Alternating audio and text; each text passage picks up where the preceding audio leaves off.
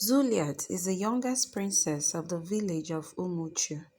She smelled so badly right from birth, but it did not stop the king and queen from loving her as they both longed for a girl child as their children were all boys.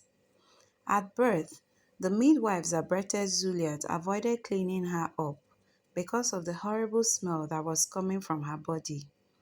The ones that agreed to touch her bathed and bathed her so the smell would vanish, but to no avail. The princess kept on smelling. They had no choice but to hand her over to the queen, who on carrying her had to close her nose because of the bad stench that oozed out from her baby's body. She immediately questioned the midwives. Why is my baby smelling? What kind of soap and water was used to bathe her? But the midwife said that they have done all they could to clean her up and the smell will not vanish. Months passed and the smell never left the princess.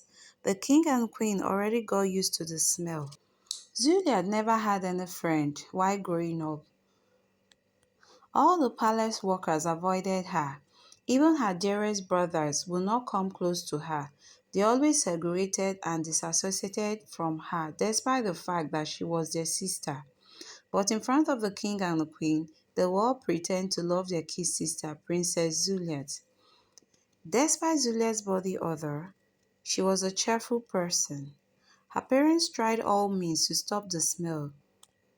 They went ahead to order the most expensive perfumes around the world, but none worked.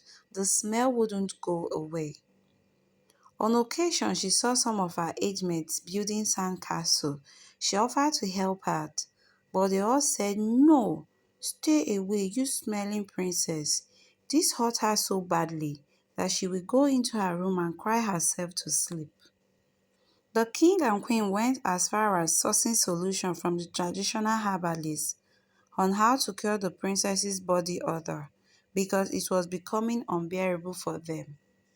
Even most times, when they had meetings in the palace, they would have to lock Juliet up so that she would not come out and disgrace them.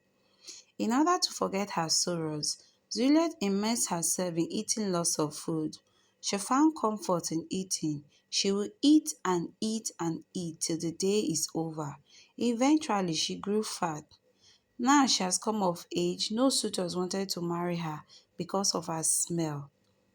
Even when the king and queen set a bounty, none indicated interest. Some group of eligible young men were seen chatting. I cannot marry that smelling princess. Oh, ha! If you stay with her in the same house, you will run away. Oh. They all laughed.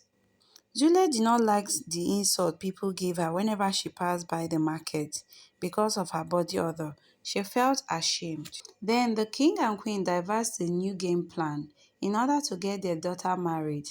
The plan was that Juliet was to move into a mansion he bought. Different men will have to live under the same roof with her for 1 month. One man per week, and the last man standing that will live with her without complaining about her body odor will inherit the kingdom by means of the king sharing half of his wealth, gold, silver, bronze, and some of the lands of the kingdom to the lucky man standing. The contest began. The first man to stay with her was Emeka, but he failed as he couldn't stand her body odor. He threw up at the sight of the princess Zuliat, who on seeing this ran to her rooms in tears. Nathan tried to endure the smell coming out from the princess's body, but he couldn't last a day. Before the day finished, he vomited and vomited, and when he got himself, he ran for his dear life, not minding the prize at hand. Juliet got tired of the whole contest as she could not find any man that truly loved her the way she was. The next man that tried out for the contest was Obinna. Obinna, a gentle-looking man, never gave a thought to the princess's odor. He would sit with the princess and they would chat all day long. He never felt disgusted by her smell. This baffled the princess, who asked him, why he never felt disgusted by her body odor, unlike the other men who did. But he replied, I have a strong nose for that, and I'm not affected by smell. Day two came, and still Obina never vomited or felt disgusted by her smell. Their friendship grew and grew. They both fell in love with each other as they found that they both had an amazing personality. After a month staying with the princess, Obina was declared the winner of the contest, and he got married to the princess despite her body odor. The villagers were surprised that the princess was finally getting married, but they did not attend the wedding because of the body odor she had. The king later fulfilled his promises by giving Obinna half of the wealth of the kingdom in terms of land, gold, silver, and the other things. Obinna returned to his village with his bride. That was when Zuliat's nightmare began. After some months of blissful marriage, Obinna turned to be a monster. He got irritated by Zuliat's smell and got embarrassed of her body odor that he would lock her up to avoid the villagers from laughing at him. Due to his newly acquired wealth, Obinna went ahead to marry a second wife, whom he lavished on those wealth. When Sandra, the newly married bride, came to the house, she would maltreat and insult Zuliat because of her body odor. She kept insulting Zuliat that she was a witch that ate up children. Sandra made her life a living hell. Sandra eventually gave birth. This made Obinna to throw Zuliat out, so Zuliat had no choice but to return to the palace. On her way, the villagers ran away upon seeing her. They said, the body of the princess has returned. Oh. When the king got to know how badly Obinna treated her daughter, he was angry and wanted warriors to go and chop off Obinna's head. But Zuliat calmed him down. Zulia returned back to her old lonely life without any friend. Eventually, she decided to run away because she saw the pain in her parents' eyes. On her way deep in the forest, she saw an old woman who was carrying a heavy load. She thought to help her to her destination. Meanwhile, back at home, the king and the queen searched for their daughter and could not find her. They were disheartened that they thought that she was dead. Juliet helped the old woman with some chores in her house.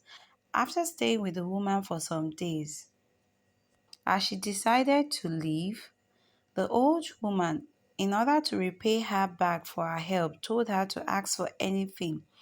Immediately, Juliet told her the only thing she wanted was to get rid of the body odor. Immediately the woman vanished upon pronouncing the word, "It is done." In excitement, Zulia returned back to the palace. On her way, people who saw her were surprised. They thought she was dead. Also, she didn't have that body odor again. They were all shocked and they ran and hugged her. On getting to the palace, the king and the queen were excited to behold their daughter. They cried tears of joy. Later, she narrated what happened between her and the old woman she met in the forest. This brought so much joy to them. The king and the queen confessed how she got the odor, that it was a concussion that the queen took while she was seeking for a girl child that caused her to have body odor. They all asked for her hand in forgiveness. After some months, Zulia fell in love with a prince from a neighboring town. They got married and lived happily ever after. We have come to the end of the story. I hope you did enjoy it. Please turn on your notification bell to get the latest video update. For my existing subscribers, thank you. And for my first timers, you're highly welcome. Drum roll. Grrr. Hope you stay glued to this channel. Until next time. Bye bye.